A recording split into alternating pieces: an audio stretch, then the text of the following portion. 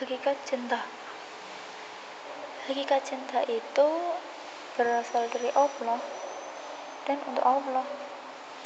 Menaati segala perintahnya dan berpegang teguh pada syariatnya. The mother of the Grand Master, atau ibu para sufi besar karena kesuhudannya. Tahu nggak siapa? Beliau adalah Rabi'ah Al-Adawiyah. Beliau memiliki nama lahir itu Rabi'ah binti Ismail bin Hasan bin Zaid bin Ali bin Abi Thalib. Taulah itu keturunan siapa? Rabi'ah. Beliau adalah wanita sufi yang dikenal karena kesucian dan kecintaannya terhadap Allah. Cinta harus dimulai dengan kesadaran. Dengan pengalaman saja, orang tak mampu membedakan berbagai kedudukan yang akan dicapai manusia dalam menuju kodrat Allah. Biasanya orang yang jatuh cinta itu bilang kesadaran lah. Rabi'ah Al-Adawiyah ini mencintai Allah itu dengan dua macam cinta. Yang pertama, cinta karena rindu, dan yang kedua adalah cinta karena Allah yang layak dicinta. Dengan cinta rindu, beliau menyibukkan diri dengan mengingat-ingat Allah, dan itu selalu dalam pikirannya gak ada selain Allah. Mungkin banyak orang berpikir beliau adalah dari keluarga yang kaya lah, yang terpandang atau yang gimana, padahal enggak. Beliau lahir dari keluarga yang sederhana. Ayahnya adalah seorang yang miskin harta, tetapi alhamdulillah kaya akan rasa cinta dan selalu bersyukur. Bahkan ayahnya tidak bisa memberikan pendidikan yang layak kepada anak-anak perempuannya karena keterbatasan ekonomi. Masa kecil Rabi'ah Al-Adawiyah ini cenderung pendiam dan gak banyak menuntut kepada orang tuanya seperti gadis pada umumnya. Kehidupan sehari-hari Rabi'ah itu selalu memperhatikan bagaimana cara ayahnya beribadah kepada Allah, entah itu berzikir, membaca Al-Quran, atau ibadah yang lainnya. Rabi'ah meneladani atau mencontohlah dari apa yang ayahnya perbuat. Keterbatasan ekonomi itu tak membuat Rabi'ah pasrah begitu saja. Justru semua pengetahuan yang Rabi'ah miliki adalah teladan yang dicontohkan oleh sang ayah. Kemudian Rabi'ah itu mengamalkan dan menanamkan segala hal-hal baik dalam diri Rabi'ah, sehingga beliau memiliki hati yang suci dan bersih. Rabi'ah ini awalnya adalah seorang budak. Tahulah kehidupan budak itu seperti apa. Dan suatu malam Rabi'ah yang sedang melakukan sholat dan berdoa, dan saat itu majikannya melihat Rabi'ah melakukan sholat, dan majikannya terkejut karena melihat cahaya semacam lentera yang bergantung di atas kepala Rabi'ah, padahal itu nggak ada sehelai tali pun. Cahaya tersebut itu menyinari seluruh rumah. Sisi rumah itu menjadi terang karena lentera itu. Melihat peristiwa yang nggak biasa kayak gitu, majikannya memanggil Robiah pagi banget lah, manggilnya itu dengan lemah lembut. Dan keesokan harinya Robiah dibebaskan oleh majikannya, dan sesuai janjinya, jika Robiah bebas maka Robiah akan mengabdikan hidupnya hanya untuk beribadah kepada Allah.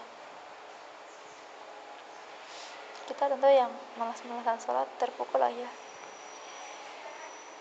Setelah bebas, Robiah pergi mengembara di padang pasir, dan di padang pasir ia menemukan tempat tinggal, dan di tempat itulah Robiah menghabiskan seluruh waktunya untuk beribadah kepada Allah. Di tempat tinggalnya, Robiah hanya tidur sedikit di siang hari dan menghabiskan sepanjang malam untuk bermunajat kepada Allah.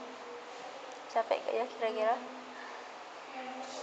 Tapi karena cintanya itu, rasa capek itu hilang.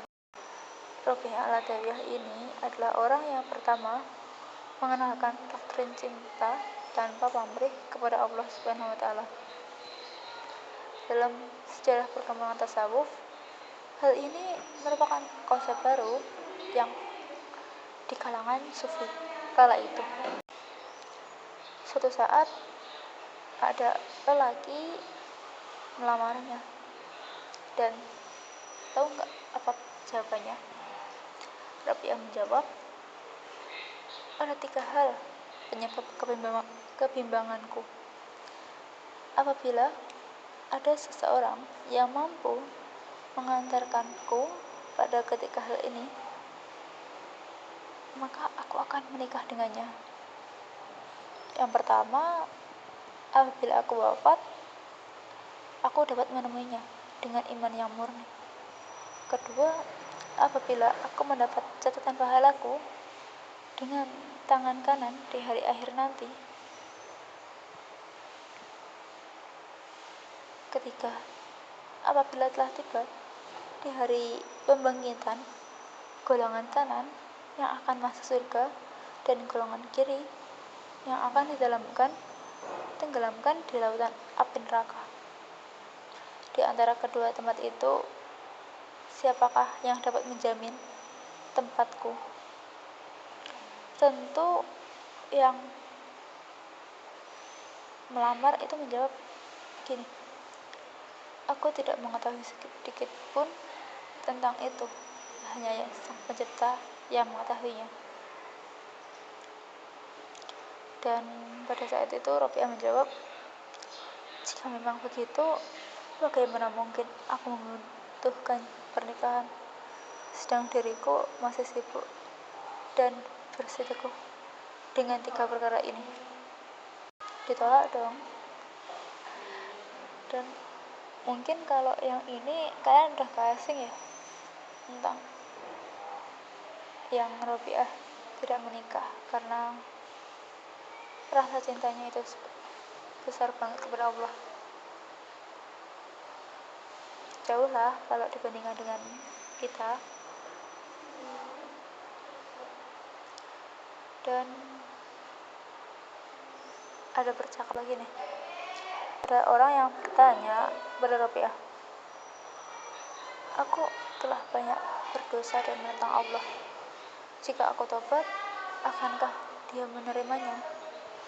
Dan saat itu Robiah menjawab, tidak, tetapi apabila Dia, Allah maksudnya, Allah menerima tobatmu, maka engkau akan bertobat kepadanya. Dan di sini tentu kalau Allah sudah berkehendak, maka apapun bisa terjadilah. Dan Robiah Al-Adawiyah ini juga mengajarkan bahwa dosa itu sangat menyakitkan, sebab dosa mampu memisahkan jiwa yang dicinta. Keyakinan bahwa dosa itu adalah penghalang antara seorang hamba dengan Tuhannya yang membimbing pada jalan kesedihan, yaitu dosa yang mendalam. Gini deh, kalau kita berbuat dosa dan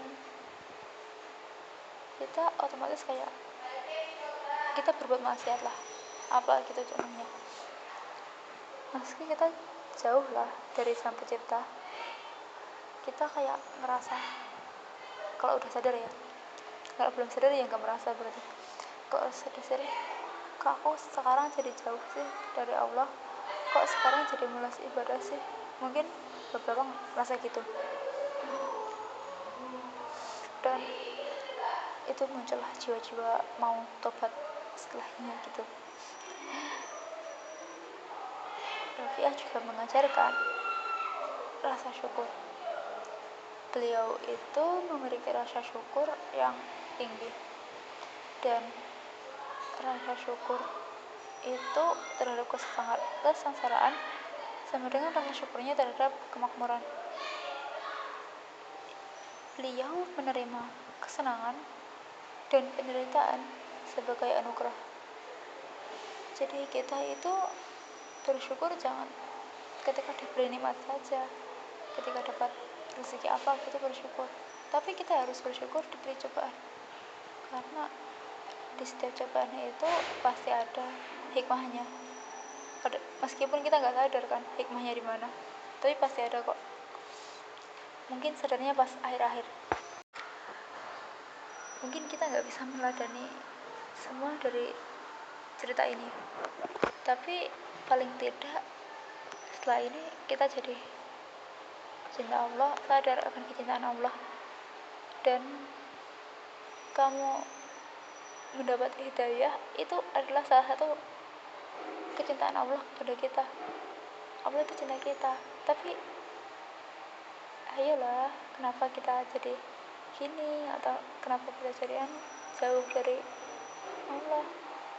Ayo kita kembali, ayo kita beribadah, ayo kita ingat, berzikirlah, atau Al-Quran yang menjadi simpanan itu dibaca. Sekian dari saya, dan semoga setelah mendengar ini jadi lebih semangat lagi untuk beribadah. Sekian, terima kasih.